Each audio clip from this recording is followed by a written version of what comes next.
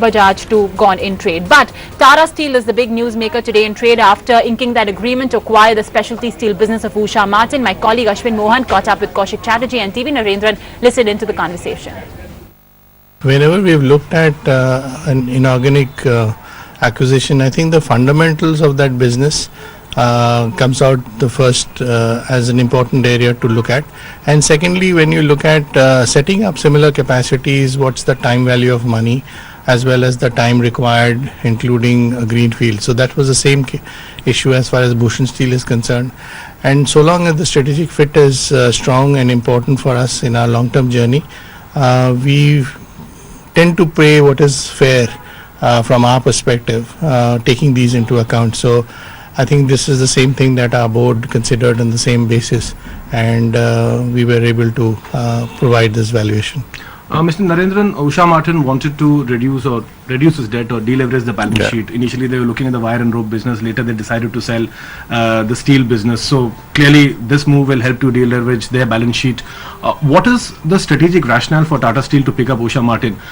It has presence in the long steel segment. That's something that you guys are planning to expand on. And secondly, they also have a plant in Jamshedpur. So will that not lead to operational and cost synergies for you? Absolutely. I think you said it all. Basically, we were missing a bit of long products in our portfolio because the next 10 million tons of expansion, including the 5 million in Kalinganagar and the 5 million of Bhushan, was all flat products, Bhushan Steel. So we were missing long products, and originally when we went into the IBC process, electro steel was very much in our portfolio, and that didn't happen for whatever reasons. So hence Usha Martin is a good choice for us. Not only is it in long products, it's also in specialty longs, which services the auto segment. Specialty longs is something where we've had a rich history. We've been out of this business for a few years, so it's good to get back into this business. The fact that this plant is in Jamshedpur, we know it well. We know the ecosystem well. We know Jamshedpur well, and obviously we can derive a lot of synergies from being in the same city. But the plant is a plant that we know well because Usha Martin is one of our neighbors and we've interacted with them over the years. So there are many reasons why it's a good fit for us. So as Kaushik said, it was about finding the right value that we were willing to pay, which was working for them as well, and I think we've got a good deal.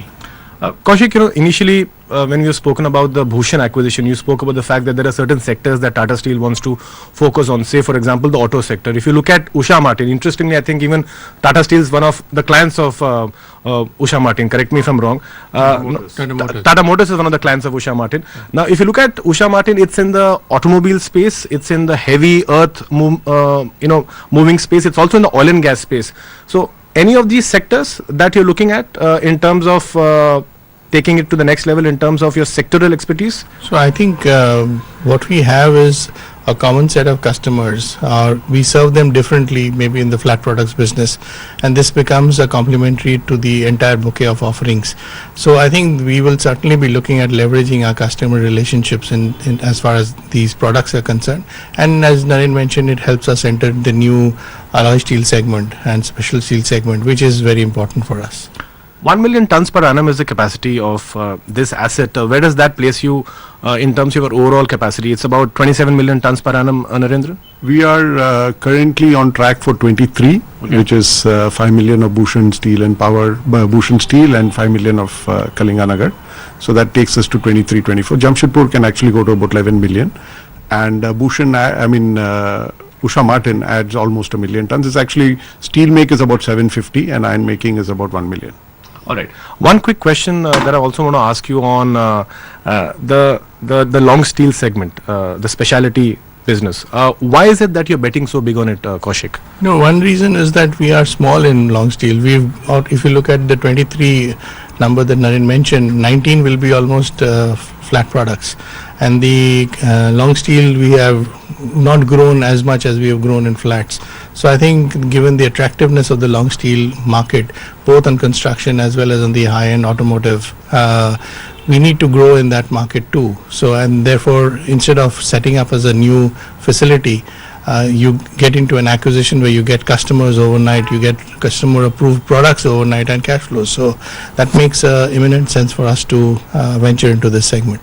And then Tata Steel as we are all aware, has been pretty busy as far as scouting for stressed assets in the steel segment is concerned. There are many assets up for grabs. You already have Bhushan, the first asset, as well as Usha Martin now in equity. The other Bhushan asset is, of course, the topic of litigation now. How hopeful are you of, breaking the deadlock over there? Well, let's wait for the courts to decide. We'll cross that bridge when we come to that. I think there our difficulty was that the process was compromised. We played by the process. Like I mentioned before, in Electro Steel, we played by the process. We didn't get it. That's fine. We respected the process. I think in this case, we found that the process was compromised, and that's why we've been fighting it out.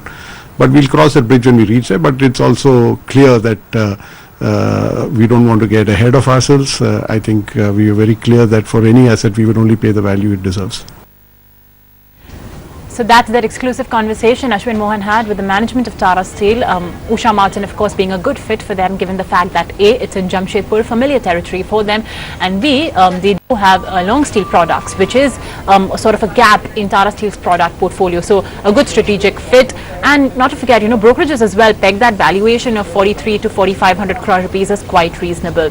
However, under pressure at this point of time for Tata Steel. But let's kickstart the show then by introducing all of our guests. Then we have with us on the show Neelu Kedia, Karanya Rao Kunal Bothra, Siddharth Bhamre, and we are also joined by Amar Singh of Angel Broking on the technicals. Good morning to all of you. Thanks for joining in. The very first stop that we have on our radar is the HFL. There was a massive rout witnessed on Friday's trade.